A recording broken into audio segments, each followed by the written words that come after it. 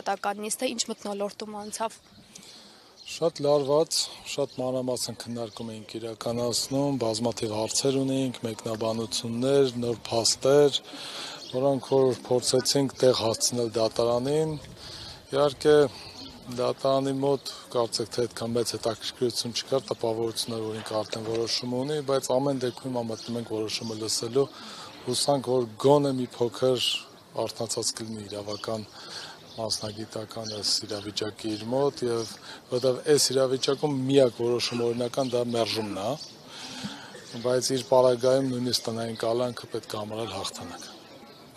Դատավորին բացարկի միջնորդություն ներկայացնելու հիմքեր կան, ներկայացվել է միջնորդություն կամ առաջիկայում կներկայացվի։ Երկու միջնորդություններ ներկայացել ենք տեղում իր կաշկանդվածության ոչ անկախ լինելու, նույնիսկ ոչ մասնագիտական ունակությունների հետ կապված, որ չունի այդպիսիք,